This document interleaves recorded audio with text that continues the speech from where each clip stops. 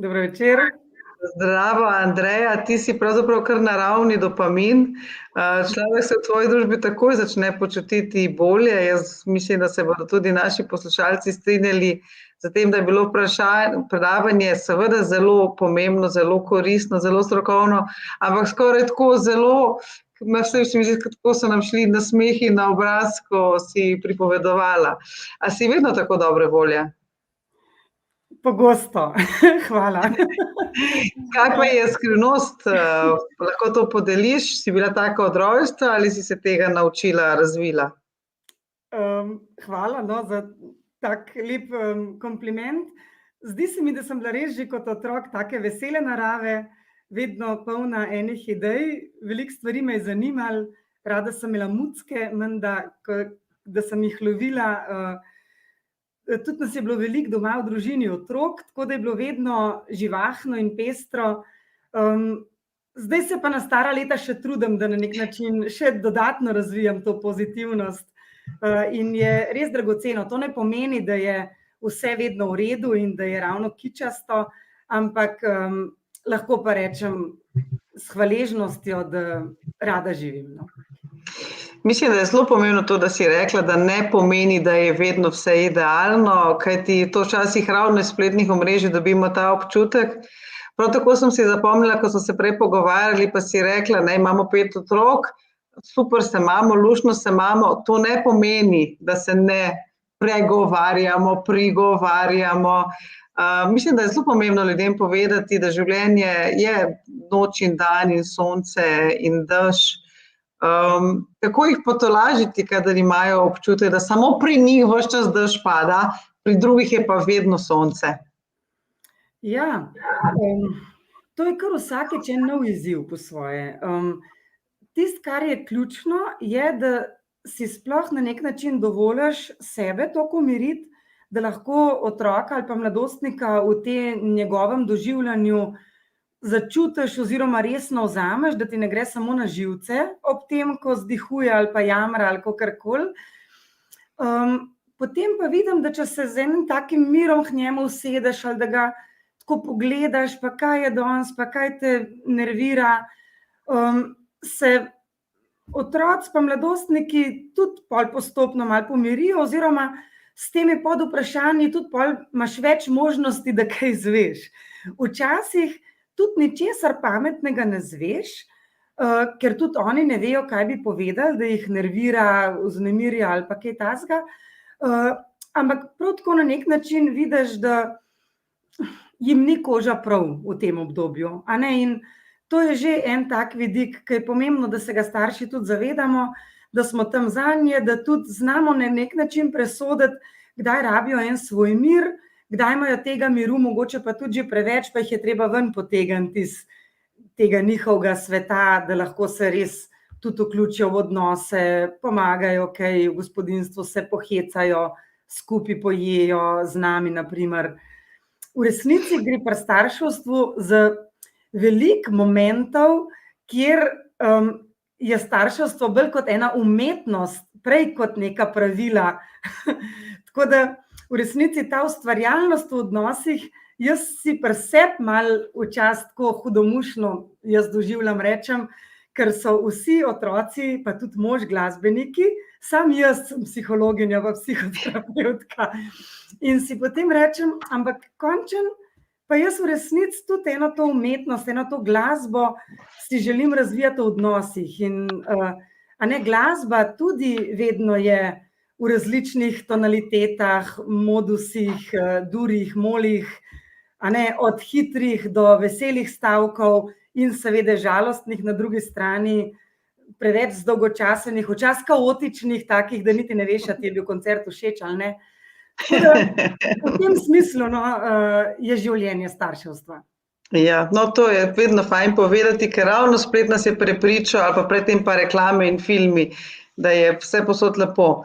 Pa še eno vprašanje bi imela, preden greva na odgovore naših poslušalcev, in to je postavljanje podvprašanj. A lahko daš kakšen primer, kaj si pravzaprav mislila s tem? Aha. Mogoče, če kar kaj glede šole izpostavim. Recimo, otrok velikrat ali pa mladostnik pihata, tako bi rekla, nervozno izražata mnenje glede kakšnega učitelja ali pa sošolca. Pa potem, ko vprašaš, kaj pa je, ne najdejo besed, da bi to razložili, a ne? In potem je dragoceno, če zmoremo starši postaviti kakšno podvprašanje v smislu, a ja, kako da je kreten, recimo ta učitelj, ali pa kaj takega, zakaj je budala, ali pa kaj si pa s tem mislil, kaj pa je naredil, a ja, a to je rekel, to je pa res čuden, a ne? Recimo včasih enkrat se je zgodilo, to je, zato vem, da je kar želel poslati nekoga ven v smislu, da si umiri glavo, zato ker je vprašal, kako so prišli do rezultata pri matematiki, a ne.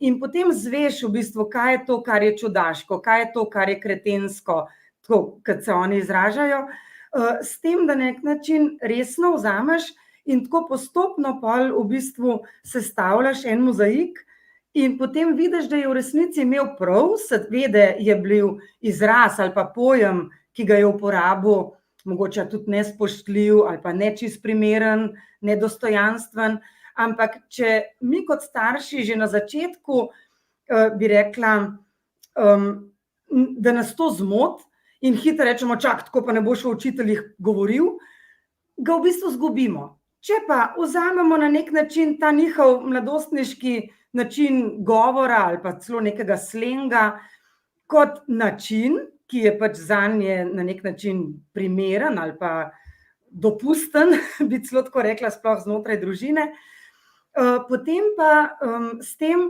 damo njim vedeti, da smo jih resno želeli razumeti, jih skušamo znotraj tega potem na nek način začutiti in s temi drobčkanimi podvprašanji potem v resnici naredimo kognitivni in tak čustveni proces in potem tudi mladostnik na koncu tega procesiranja bolj razume svoj notranji svet.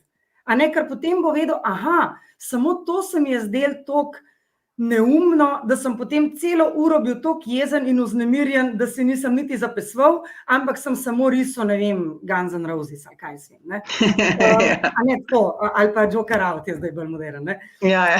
Tako da, a ne, v tem smislu, če jih mi zmoremo tako čustveno in miselno voditi, v resnici izgrajujemo s tem njihov notranji svet in razumevanje njihovega notranjega sveta, a ne, in tudi razumevanje zunanjega sveta, torej njihovih avtoritet, vrstnikov in tistega, kar jih velikokrat vznemirja ali pa jezi na različne načine, in potem bojo tudi oni lažje to v bistvu povezali, razvijali neke primernejše besede za določene situacije in, kar je pa posledično, se ob tem integrirajo možgani, a ne. Da v resnici s tem, ko mi sledimo ta njihov čustveni proces in jim pomagamo z izbiranjem besed, s postavljanjem podvprašanj, ki omogočajo neko tako analizo tistega stanja. In to je tisto, kar je v resnici dragoceno, seveda si je pa treba vzeti čas, pa tudi na nek način te mora iskreno zanimati, kaj je v ozadju. Ker zelo velikokrat je tako, da mi lahko tudi na hitro zaključimo in rečemo, ne, tako, v bistvu mi zaključimo tudi temo. Lahko smo pa na nek način iskreno radovedni, pa ne vsiljivi, ampak čisto preprosto kripčni, če bi tako rekli, ne. No, taki konkretne primere rabimo, ker če ti pride otrok pa reče, učitelj je kreten, se lahko zgodi, da cel pogovor zapelješ v napačno smer in si ga izgubil. Ja. Tako da res ti hvala za ta primer. Ne boš verjela, jaz lahko pa res pohvalim, da mi je hči prinesla posladke in čaj. Jaz sem namreč pritekla z delavnice, cel dan me ni bilo.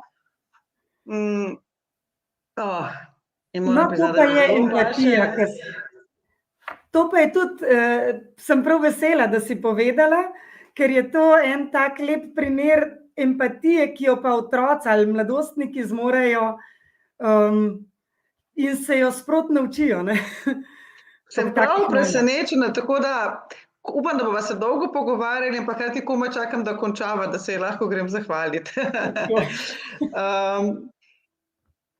Vprašanje, torej tole tvoje online izobraževanje, vloga odraslih pri razvoju otrokovih možganov, to je za starše koliko let starih otrok? To, kar ga imamo za nagradno igro? Super, hvala za vprašanje. To je kar kompleksno izobraževanje, ker je 7 srečanj. Na 2 tedna se dobimo ob torkih zvečer za uro pa pol, torej 2 šolski uri, in je vsakič v bistvu ena taka enota, ki je, bi rekla, zaključena. Sicer se med seboj potem teme povezujejo, ampak se dotaknemo in razvoja dojenčka, pa potreb malčka potem naprej, pa predšolskega obdobja, potem tudi zorenja mladostnika na enem srečanju. Dotaknemo se tudi problematike mikrotravm, nasilja v družini, tudi tazga psihičnega, recimo ne zdaj sam fizičnega, ki se mi zdi, da smo ga v veliki meri izkoreninili tudi iz slovenske družbe, pa potem recimo posledice alkoholizma, tudi malo se dotaknemo partnerskih odnosov in kako lahko vse življenje dograjujemo te partnerske odnose in tudi svoje starševstvo. Tako da izobraževanje je sestavljeno iz 7 takih malo bolj specifičnih tem, tudi kaznovanja, nekaznovanja, postavljanja mej. Niti ni namenjeno samo staršem, temveč tudi vzgojiteljem, recimo socialnim delavcem, če se ukvarjajo z družinami, pa recimo z mladostniki, otroki, potem kakšnim pediatrom, učiteljem razrednega pouka ali pa na splošno učiteljem po različnih šolah. Večkrat pride na izobraževanje tudi kakšen študent različnih smeri, mogoče zdravstva ali pa kaj takega, kjer teh predmetov nimajo tako zajetih. V resnici gre za en tak, bi rekla, kratek tečaj neke take malo integrirane praktične razvojne psihologije v povezavi z nevroznanostjo. Tako da tudi toplo dobrodošli. Če še koga zanima, je danes mi PR-ovka sporočila, da je še možnost se prijaviti, ali pa jutri najkasneje, za tele, ki zdajle to poslušate, pa morda prej tega niste vedeli, ker v torek se pa že prvič srečamo. Ja, imate tudi možnost pridobiti eno nagrado na nagradni igri, če boste izpolnili vse podatke jutri do 14 in tudi zares prišli. Malo sem spraševala tudi za sebe, ker se mi zdi izjemno zanimivo. Jaz imam 12-nika, 15 in 17 stara, pol časa mi kravžljata živce, tako da mi je vedno znova uporabno, nikoli mislim, da se ne morem naveličati teh tem, tudi zato, ker se nam zdi, da je zdaj vse drugače. Če gledamo, ne vem, kaj so uspeli ljudje ustvariti v najstniških letih, 100, 200, 300 leti in kako se danes odmika ta stopnja odraslosti in kako visijo nekako v bistvu na odraslih, kako jih začeti osamosvajati dan danes? Ja, to je tudi kar en izziv. Zdaj zanimivo je to, da je mladostništvo prav obdobje, ki vedno prinaša tudi ene novosti in je zelo močno tudi v povezavi s tem, kako se razvija družba. Zato, ker v resnici gre to vzajemno, ta razvoj družbe, mladostnikov in nazaj. Meni je zelo dragoceno vedeti, da je bilo mladostništvo tudi problematično v narekovajih že v obdobju starih Grkov, torej približno 4000 let pred našim štetjem. Ena avtorica se je v začetku prejšnjega stoletja lotila celo pisanja doktorske naloge prav na to temo, kako je mladostništvo že obdobje, ki je torej vedno z nami, kar pomeni, da je urojeno v naš centralni živčni sistem kot eno obdobje, kjer mladostnik mora izpasti poseben, nevodljiv, na nek način zahteven, jezikav, da razmišlja po svoje, da se mu zdijo vrednote, ki jih živimo starši ali pa druge avtoritete, trapaste na trenutke ali pa se z njimi ne strinjajo. Prav to je tisto, kar mladostništvo prinaša k razvoju družbe, ta potencial živosti, kreativnosti, domiselnosti, torej sprememb.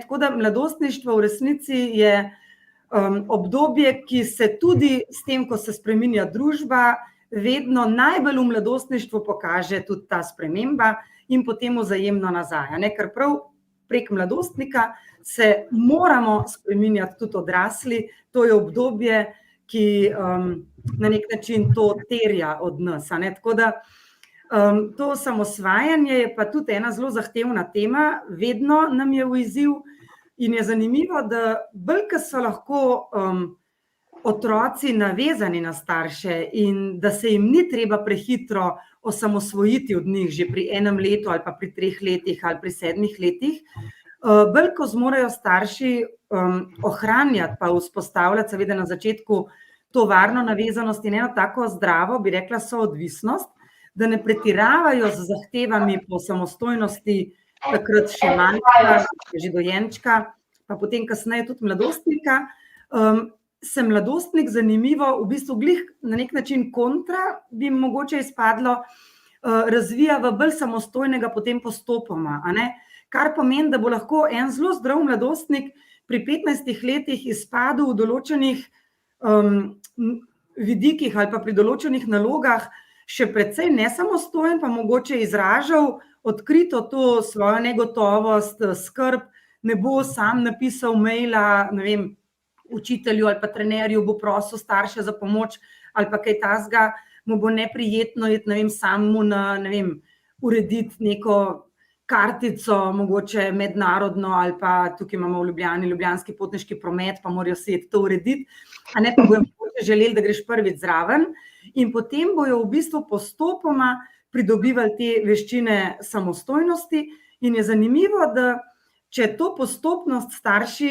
v eni zdravi meri zmoremo spodbujati, ne prehitro, pa seveda ne, da jo zaviramo, v smislu neke hiperprotektivnosti pri starševstvu, ki je obupen problematična, prav toksična za otroke pa mladostnike.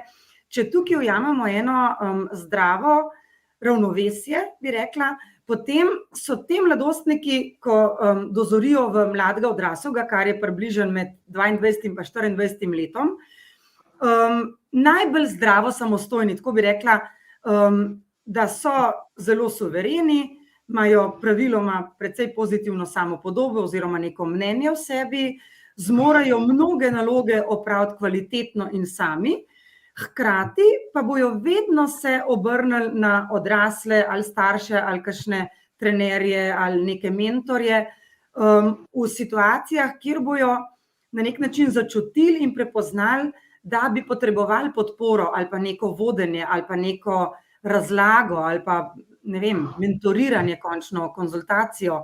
Tako da je zanimivo, da ta sodobna družba po eni strani zelo hrepeni po hitri samostojnosti, ki, če je prehitra, onemogoča razvoj zdrave samostojnosti v torej poznem mladostništvu pa mladi odraslosti. Tako da tukaj je res zaloviti eno ravnovesje in tudi, kot smo že prej začeli, Nastja, presojati, kaj res mora narediti sam, kje pa ga lahko najprej še nekajkrat pospremaš, ali pa mu razložiš, ali pa mu pomagaš napisati en mail ali neko sporočilo, pa boš pa videl, da bo pa že, ne vem, v 3. letniku pa to sam naredil, ali pa v 4. pa to sam naredil, ali pa tako, zanimivo je, ni treba, da nas pretirano skrbi, da mladostnik še ne naredi kar vseh stvari sam, ker v resnici jih ne zmore kvalitetno in velikokrat se zgodi, da če ga prehitro pahnemo v neke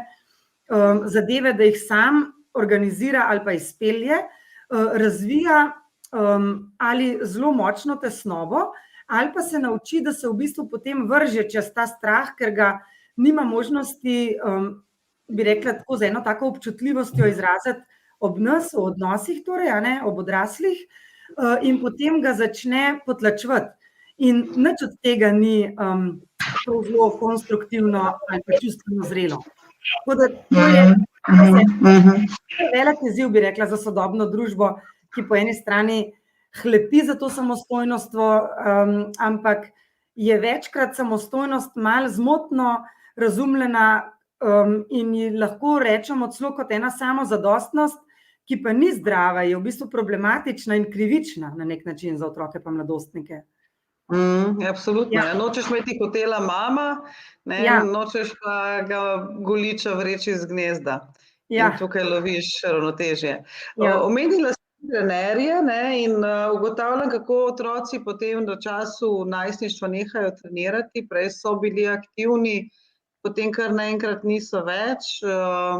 Kaj je tvoj nasvet glede treningov, ali jih siliti v šport, pravzaprav najstnika ne moreš več v nič prisiliti.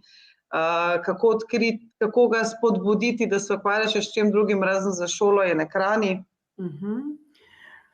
Super vprašanje, pa tudi res pogosta stiska, ne, v bistvu staršev ob takem mladostniku, ki se odloči zaključiti z enimi treningi, ki jih je mogoče prej imel rad. Zdaj, pogosto ali pa skoraj zagotovo je to povezano tudi z razvojem te močne občutljivosti čustvene v tem obdobju in ni tako redko, da se zgodi, da so prej v bistvu radi hodili k temu trenerju, potem jih pa lahko začne kaj pri tem trenerju ali pa v skupini ali pa ob teh vrstnikih tudi motiti, pa jih prej ni motil, a ne? Tako da recimo na to je fajn biti pozoren in potem spet začeti spraševati. Ker smo že rekli, a res, ja kaj pa je rekel, kaj te je pa zmotil, saj včasih je bil pa všeč, a je, ne vem, kaj se je spremenilo, torej ugotoviti na nek način skupaj z njim, kaj je zdaj to, da ga to ne privlači več. Lahko, da ga tudi skrbi šola, lahko, da mu je kdo kaj rekel, lahko, da zdaj, ko se je grupa na primer spremenila, ker so vsi neki najstniki ratali pa mladostniki, da se je spremenila dinamika v skupini, recimo v neki ekipi športni ali pa kaj takega. Različni razlogi so v resnici ozadaj. Zdaj tisto, in za razloge je najprej treba vsem se pozanimati, zato da potem sploh vidimo, kaj bomo naprej razmišljali. In zdaj, če ugotovimo in se strinjamo, da mladostniku to nikakor več ne paše, da mu sploh je ratal nekako tuje, da ga neke stvari odbijajo, da začutiš, da ga nekako tudi razumeš, da v tisto skupino več ne zmore zahajati z enim veseljem ali pa z nekim takim elanom, a ne, potem je, torej za zavedati se pa je, da je kar škoda, jaz bi si celo drznila reči problematično, če ima mladostnik samo šolo pa nič drugega, a ne, sploh če je to bi mogoče poudarila, sploh če je to mladostnik iz mesta, da živi, ne vem, v bloku ali pa, a ne, zdaj, ker tukaj so malo tudi razlike, zdaj, če mladostnik živi na podeželju ali pa imajo celo mogoče kakšno manjšo kmetijo ali pa ima neke domače živali, potem mogoče tam kakšne druge veščine razvija in ni na nek način tako, rekla, podvržen potem samo gledanju v strop ali pa ekranom, a ne, tako, mogoče to za presoditi individualno.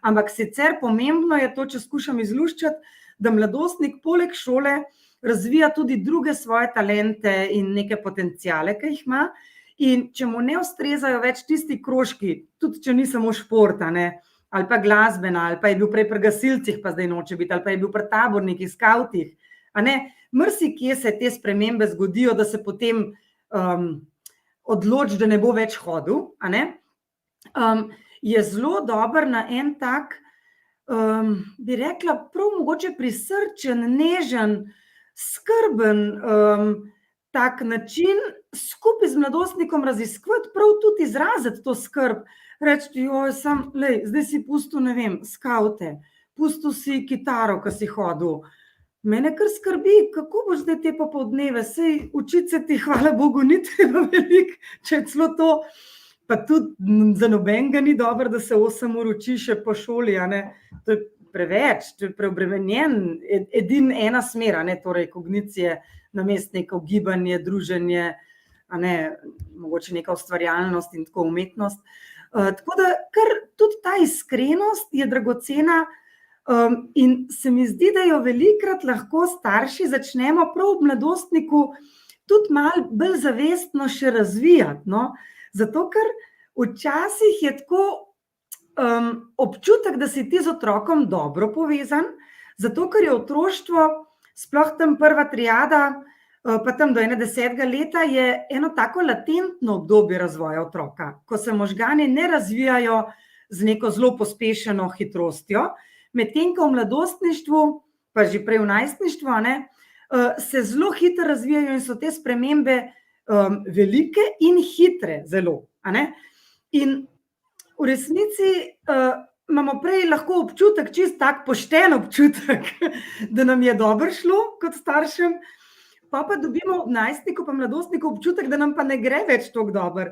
In je pomemben razvijati to avtentičnost, to pristnost v odnosih, to iskrenost, prav izraziti tudi to skrb, reči, meni to čuden zgleda, ne vem, jaz si ne predstavljam, da boš zdaj kar, ne vem, ob 2 prišel domov in do večera ne boš imel nič kaj tazga, in potem skupaj z njim, na primer, razmišljati, kaj bi ga mogoče zanimalo. Lahko je celo, se ti nasmehne sreča, pa ima kakšna gimnazija, kakšen band, ali pa ima dramsko skupino, ali pa druge srednje šole, da ne bom zdaj gimnazijcev, ali pa je, ne vem, v lokalni skupnosti kakšna zanimivost, ali pa bi ga mogoče, ne vem, nek prijatelj malo potegnil, magar gasilcem, ali kakorkoli. Torej, v resnici z eno iskrenostjo, pa tudi zagnanostjo, tako mogoče neko občutljivo vztrajnostjo, bi rekla, pa potrpežljivostjo, dobesedno najdeti nek konjiček, ki bo mladostnika pritegnil. V resnici prav skupaj z njim malo raziskovati, kako zdaj to obdobje na en zanimiv način, pa tako z eno tako polnostjo živeti. Tisto, kar je zelo pomembno, je zavedati se, da mladostnikovi možgani se tako hitro razvijajo, da v resnici, če mi to obdobje, bi rekla, na polno izkoristimo, bo on tudi na polno se razvil in bo imel veliko talentov razvitih, eno tako, bi rekla, tudi zvedavost, različne veščine se bo naučil, z ljudmi bo znal komunicirati, se znajdeti v odnosih, če bo pa, bi rekla, tako visel pred ekrani in na igricah, bojo pa njegovi možgani se specializirali za te veščine. To je prav, bi rekla, dosti plastično si za predstavljati, da tisto, kar bo mladostnik razvil, tisto bo na koncu znal. Zato, ker je ena finta taka možganska, da tistih zadev, ki jih ne razvijamo in ne uporabljamo, tistih možgani tudi ne bojo več razvijali in bojo počasi propadale. Tiste, ki bomo pa je razvijali, tiste bojo se pa okrepile in ohranjale še dolg časa, ker bojo noter vzpostavljene te povezave med posameznimi centri. Tako da tukaj je se sicer zelo močno zavedati, da s pritiskanjem na mladostnika ne bomo dosegli nič zdravega ali pa dolgoročnega. Res je vključiti to skrb, empatičnost, ta čustveni stik, pa skupaj gruntati, bom rekla tako po domače, kaj bi mu bilo všeč. Mes mi je šla skozi glavo tista misel, v naših časih je bila kazen, če si ostal doma, v zdajšnjih časih pa se mi zdi, da je kazen, če moraš iti od hiše. Ja. Naše sobe so bile prazne in dolgočasne, njime pa posod drugod bolj prazno in dolgočasno kot v lastni sobi. Ampak to lepo zveni, ampak kot je lepo vprašala Mateja, če so zdaj že zasvojeni, so pa sploh zmožni poslušati naša navodila, ona je tudi rekla ukaze. Ja, zdaj, če je prav zasvojenost že se nekako razvila, je to seveda bistveno trši oreh. Ni pa toliko trd, da se ga ne bi dal oluščati in spet priti do enega zdravega jedra v mladostniku, ki zagotovo še nekje ostaja in se ga lahko v bistvu potem malo regenerira.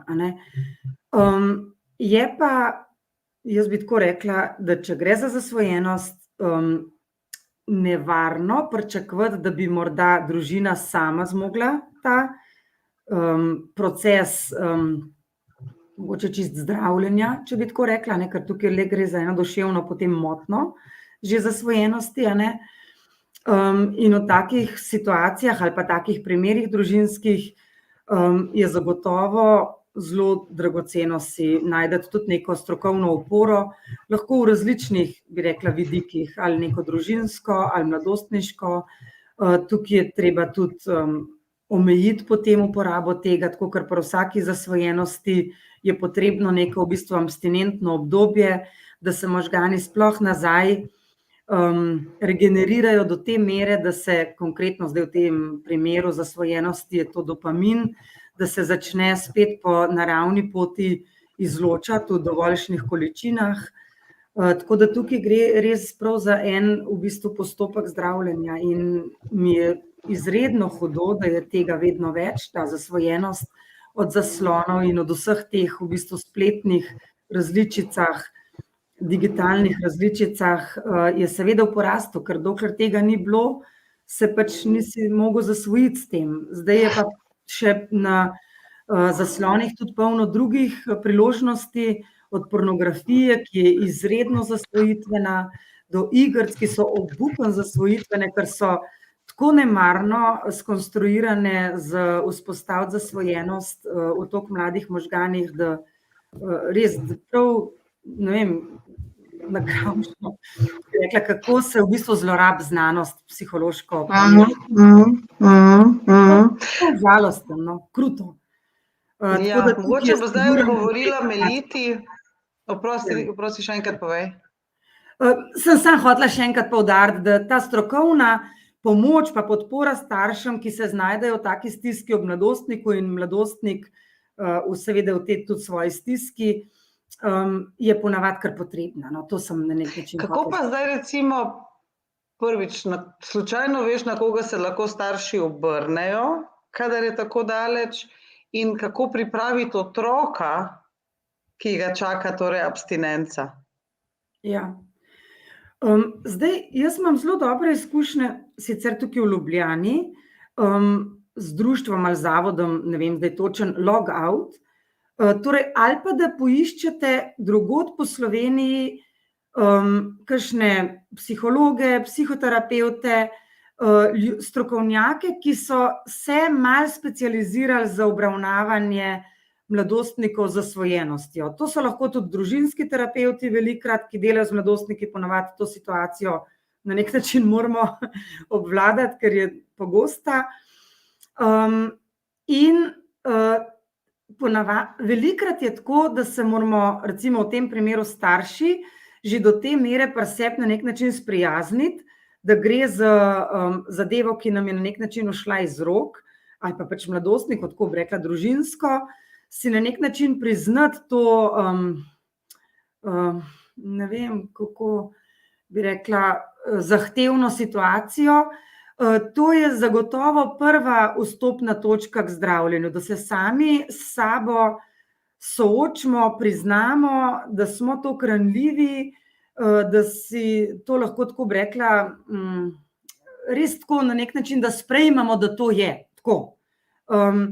To je prvi korak, zato ker dokler se soočamo bolj s krivdo ali pa občutki sramu, zelo težko naredimo prvi korak, da bomo to sploh ubesedili. Kot poznate verjetno to prakso pri alkoholikih, pri anonimnih alkoholikih, da prva ura, to ste mogoče v kakšnem filmu videli, je, da oni povejo, jaz imam težave z alkoholom, jaz sem alkoholik. Tako da tukaj, če pride do te stopnje zasvojenosti, je treba v bistvu staršem najprej, da si oni priznajo, da gre za zasvojenost in da bojo poiskali pomoč.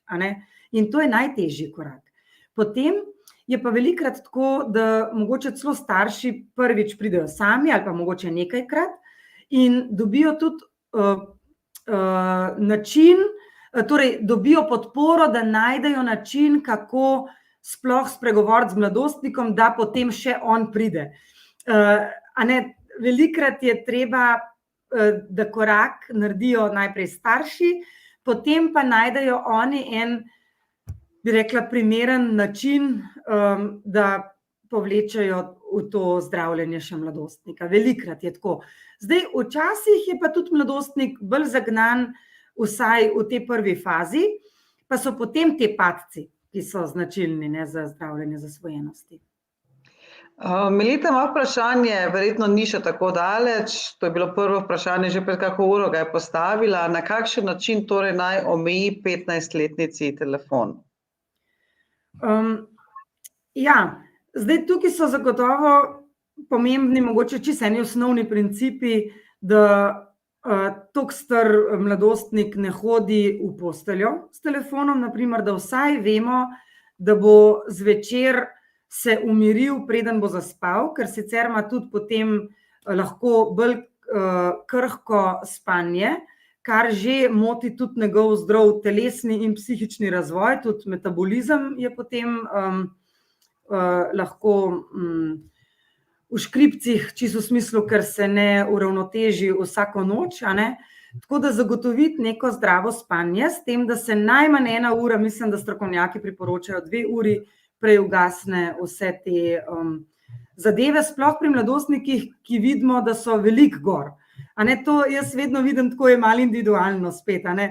Če mladostnik ni nagnjen k temu, da bi veliko časa preživljal na različnih omrežjih ali pač digitalnih teh nekih tehnoloških napravah, potem niti ni toliko bistveno, a še zvečer nekaj pogleda na YouTubeu, pa gre pol spat, sploh če je to neka glasba ali pa nekaj takega, kar mogoče ima tudi zelo malo pozitivnega učinka ali pa kaj takega, ne, je zelo odvisno, katera vsebina je tudi prisotna, ampak če je pa mladostnik nagnjen k temu, da veliko časa preživlja, potem pa je pomembno, da se vsaj zvečer umiri, a ne zato, da bojo se možgani in telo ponoči sploh regenerirali dovolj zdravo. Potem, na primer, 15-letnika ti ne moreš več kontrolirati fizično, tako kot si, ne vem, do 11. leta imel otroka veliko pse, pa ne. Je pomembno, da mogoče, če nisi veliko z mladostnikom doma, da mu tudi še vklapljaš te varuške spletne, a ne, da ima omejen čas, ko je na spletu. Sploh, če si malo z njim. Zdaj, različni so dejavniki, seveda je dragoceno, da smo veliko z mladostniki skupaj, ampak včasih je to čisto nemogoče, a ne.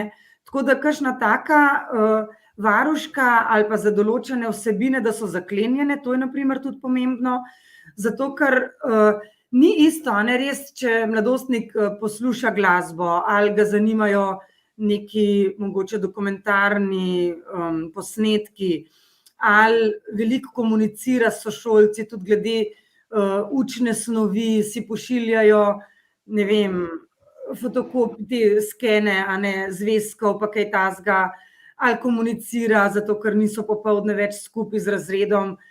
Zelo dobro, no, torej zdaj, če malo tako izluščam, je najprej tudi vedeti, kaj počne, potem pa na podlagi tega tudi omejevati čas, a ne, in vsem še preživljati čas z mladostnikom, vsaj tisti pozno popoldanski ali pa večerni čas ali pa v nek vmesni čas, in takrat tudi malo vedeti, kaj on počne na spletu. To so v bistvu ene take smernice, ki jih moramo na nek način vsakodnevno slediti in biti tudi tukaj pozorni, a ima mladostnik rezervni mobilnik, a ne, to recimo zelo pogosto počnejo, moram reči, da mene šokira. Oni v bistvu zastonj dobijo mobilnike od sošolcev, ki imajo mogoče malo boljši socialno-ekonomski status, dobijo zastonj dodatno napravo, a ne, tako da ne vem, v resnici prav ta čustven stik, ki ga jaz vedno tako poudarjam, je tisti, ki na nek način najbolj zdravo eno tako preventivo, pa tudi sprotno spremljanje mladostnika zagotavlja. Kar je pa bolj takih vedenjskih vidikov ali pa malo tehničnih, so pa taki v smislu omejitve, fizične omejitve, večerne omejitve, vsebinske omejitve, radovednost, kaj počnejo, kaj si pišejo, koga imajo kaj za prijatelje. Problem je tudi, da imajo lahko potem več profilov, a ne. Tako da, če imate vi skozi malo občutek kot starši, da se vam zdi, da ne morete čisto zaupati, kaj vam oni rečejo, je za biti pozoren, a imajo dvojne ali trojne profile, kjer ga vam oni pol pokažejo. Če vas to skrbi in da opažate, da se nekaj za tem skriva, potem je pomembno, da to raziščete, tako bi rekla. Če imate pa občutek, da ste s tem lahko mirni in da na nek način, ne vem, vidite, da ste v stiku s tem, kaj počne, potem pa ste lahko bolj sproščeni in tudi ni treba meriti na minuto natančen, koliko bo časa gor preživel. Recimo ena taka stvar, da je popoldne tudi lahko en tak mogoče način, da na letalski način, a ne, recimo telefon, ko dela naloge, ko se uči, da umakne telefon takrat, da ga imate takrat vi v dnevni sobi pri sebi. Kakšne take drobnarije, no, da nima v bistvu skozi tega, da mu skozi signale sporoča, ne, ker v resnici vsak tak pisk in ta žvižg in to, kar mobitel počne, povzroči stresni odziv v naših možganih. To je prav dokazano, neverjeten je. Prav stresni odziv.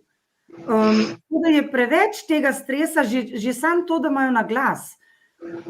Meni se zdi, da je boljš prakticirati, da dajo prav na letalski način, ko naprimer se z nečim drugim ukvarjajo.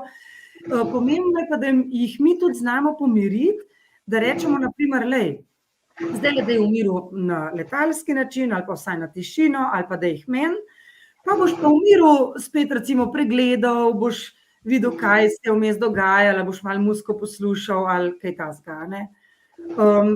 In tudi igrice pa res omejevati, pa take stvari. Si me pa zdaj spomnila na dve drugi zadevi, o katerih sem brala. Ena je, da je logično, da so dekleta ves čas na spletnih omrežjih, ker se pač dekleta morajo nenehno povezovati, klepetati. In logično je, da so fantje na igricah, ker pač fantje če bi živeli v plemenski skupnosti, ne, bi zdaj bili vzgajani v vojščake, v borce in njihovi možgani pravzaprav potrebujejo ta boj. Ne eno, ne drugo pa v današnjem svetu tako rekoč več ni možno, ni se, ne, pravi moj sin, kaj naj delam zunaj, če pa so zunaj vsi na telefonu. Ja. Ne, se pravi, nimaš kje imeti dovolj druženja v živo, nimaš kje imeti dovolj bojevanja, iniciacije. Ja. Celo zadnjič je nekdo razlagal, ne, danes je iniciacija mladostnikov, pač kdo bo več popil, ne, ker je pač tisti večji frajer, nekoč je bil večji frajer tisti, ki je največjega jelena prinesel. In torej možgani delajo tisto, za kar so bili programirani, vendar v družbi, ki za to ni primerna kakorkoli. Kakšen nasvet tukaj? Se naj se damo? To je res, kar si rekla, in tudi opažamo to, ne. In punce potrebujejo to komunikacijo in da imajo skozi občutek, da so povezane. Zato to jim odvzeti tudi ni zdravo, a ne, to v smislu puljenja telefonov in kaznovanje s tem, da vzamemo telefon, ne vem, za 3 dni, za 1 teden, se meni ne zdi učinkovito in se mi ne zdi primerna kazen. Veliko bolj pomembno, je pa seveda zahtevnejše, je mladostnike naučiti smiselne in zdrave uporabe, a ne. In to se ne začne pri 15, ampak pri 7, vemo, ne, ali pa še prej. Tako da to je en vidik, a ne, da se ta razvoj začne že prej. Če smo pa zdaj že v stiski, je pa treba v tej smeri bolj intenzivno delati in iskati načine, kako omejevati, se hecati, najdati neke krožke, najdati neke družinske zanimive zadeve, ki jih mladostnik naprimer rad počne. Mogoče to še za dodati, a ne. Če je 15-letnica preveč na telefonu, kako doma poskrbeti, da bo kaj luškanga počela z mamo, s sorojenci, če jih ima, ali boš hodila babi obiskat, kakšno razvijanje prostovoljstva je tudi recimo zelo dragoceno, a ne. Kaj takega ali pa karkoli pogruntati, kar je bolj živega in bolj zdravega in te vodi v žive odnose, a ne, in si na koncu tudi ponosen pa vesel. To je vedno, tega se nam ni treba bati, da bi jim bilo potem bedno, ker se bojo dobro počutili, če so nekaj lepega naredili ali pa dobrega, ne. In po drugi strani, recimo to, kar si rekla za fante, je vseeno boljš, da tudi, če so vzur na telefonih, rečeš, ja pa prav, pa če ti, pa se vsaj hecajo, delajo spake, se slikajo, oblikujejo, dajajo filtre gor, a ne pa je vse neko skupno hecanje, bi rekla, kjer se učijo tudi določenih socialnih veščin, nekega čustvenega, bi rekla, zagona dobijo. Vse je boljš to, kot biti v sobi na igrci, a ne? In tudi je res spet pri fantih za spodbujati, kje pa dobiti prijatelje, ki se še dobijo na košarki, ki se še dobijo na nogometu. In jaz res tudi iskreno vidim, je kakšen krožek v sodobni družbi več potreben, kakor je bil morda včasih. Zato, ker se tam potem sicer strukturirano, ampak v resnici mladostnik sploh druži z vrstniki. Je pa tudi res, da je veliko različnih teh možnosti, a ne, do nekih društev, gibanj, a ne, od planinstva do taborništva, sem rekla, a ne, tako. Tako da tisto, kar se mi zdi, da je malo pa za odrasle nevarno, je ta kar malo vnaprej pripravljen obup, v smislu, ja, družba je zdaj res zahtevna, spleta je preveč, vse je digitaliziran, kar seveda je vse res. Ampak v smislu kar tega, da je dobro imeti tukaj eno tako zdravo prepričanje ali pa eno tako trmo, da če pa si želiš najti žive odnose in da če zmoremo starši pri tem vztrajati, pa tudi sami res v to verjeti, pa biti sami taki spretni, da pa potem tudi se najdejo stvari, ki so lahko še zmeraj žive, no. Celo mi je nekdo razlagal, poslušajte to razlago, ne? Da so izobčeni tisti, ki niso na ekrani, ker se družba tako zelo digitalizira, da tisti, ki ne bodo spretni v tem, bodo pravzaprav izpadli iz igre. Ja, ne, to je pa tako... Čisto siguran je tako, da je treba to oboje obvladati in oboje razvijati. Gre bolj za izziv, da te ta digitalni vidik ne zajame, bi rekla, v nek kako bi rekla, v eno spiralo ali v nek tunel, iz katerega pol ne moreš več ven. Bolj v tem smislu, drugače, končno se tudi zdajle online družimo 10 let nazaj ali pa še 5 let nazaj bi se pa srečali, ne vem, v neki dvorani verjetno, ne. Ja, kdaj se so rekli to? Veseli, pa več ljudi se lahko vključi, Mursko Soboto imamo, a ne, tako, bi rekla, je veliko pozitivnih vidikov tudi s tem, da se lahko povezujemo tako spletno in moram reči, da sem tudi sama tega vesela, velikokrat prav pride poenostavi nam. Digitalizacija je nekaj, kar je razvojno pozitivnega, a ne. Je pa s seboj prinesla veliko enih pasti, ki se jih moramo pa pač odrasli res zavedati in se na nek način vztrajno loviti, kako v tem svetu še ohranjati eno živost, ki je res dokazano nujna za čisto ene zdrave občutke, tudi pa razvoj sebe, in ki je v resnici biti online, ne. Ja. Jaz se vračam nazaj k vprašanju naše poslušalke Katje. Zdaj greva malo ven. Marsikaj si že omenila o tem, mogoče če strneš, kdaj možgani dozorijo in kako se to kaže. Ja, možgani torej začnejo pospešeno zoreti ponovno v najstništvu, to je obdobje med tem 11 in 12 letom, in potem zelo hitro in intenzivno zorijo in se integrirajo skozi vse mladostniško obdobje. Mladostniško obdobje je sicer na nek način razdeljeno na 3 taka močnejša, ločena med seboj malo obdobja, jim rečemo, zgodnje torej, ki mu rečemo tako zelo pogosto tudi puberteta, potem to srednje mladostništvo, ki je tam od ene 15 do 18 ali mogoče 19 celo leta, bolj 18, seveda so tukaj vedno razlike med moškimi in ženskami, medtem pri čemer ženske se razvijajo hitreje, in potem zadnje mladostniško obdobje, ki traja torej lahko do 24, celo 25 leta, pri čemer praviloma dekleta dozorijo nekoliko prej in dečki, torej moški, a ne kasneje. In takrat se potem že v srednji šoli, meni se zdi to tako simpatično, velikrat od profesorjev v srednjih šolah slišati, da so med prvoletniki, a ne, torej fazančki, ali kako jim že rečemo, in potem maturanti, take razlike, da bi rekel, ka dan pa noč, a ne. In to govori o tem razvoju, torej že v teh 4 letih naredijo en velik razvoj svojih možganov, zrelosti, torej na čustvenem področju, tudi kognitivnem, socialnem, umiritvenem, bi rekla, takem tudi hormonskem, a ne. Tako da te spremembe so nekatere kar take malo same od sebe, za nekatere se je pa treba v bistvu bolj potruditi v odnosih, a ne, in jih bolj, bi rekla, prav spodbujati, da lahko do teh sprememb pa enega zdravega razvoja pride.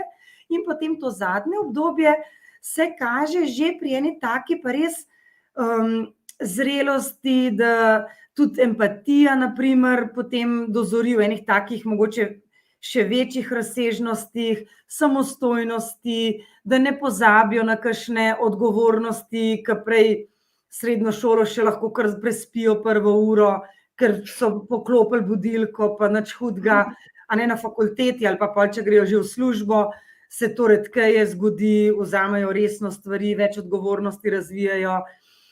Tudi v odnosih se kaže ta zrelost kot ena taka blagodejnost, da se posvetijo, da imaš občutek, da jih že več stvari zanima, bolj jasno imajo že vzpostavljene tudi pol neke svoje vrednote, tudi mogoče eno tako malo filozofijo življenja, duhovni vidik, v katero smer se bojo razvijali.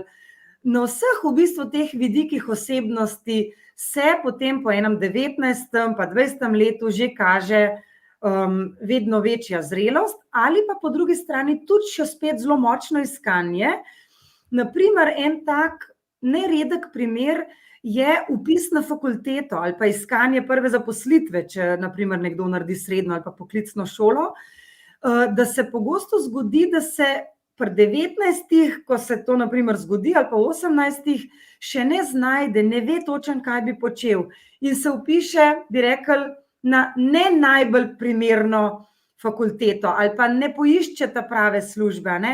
In v bistvu je zelo dragoceno, če ima v tem obdobju še možnost, tudi skupaj s starši, kakšnimi avtoritetami, ki jim zaupa, še ponovno presojati prav to iskanje tega, kaj bi v življenju počel, kako se v odnosih obnašati, kako biti spoštljiv, kako ohranjati eno svoje dostojanstvo tudi v intimnih odnosih, ki pa v tem obdobju večinoma že pridejo na vrsto, če gre za eno, bi rekla, zdravo osebnost, a ne, ali pa neke take res malo bolj intenzivne zaljubljenosti in razmišljanje o intimnih odnosih.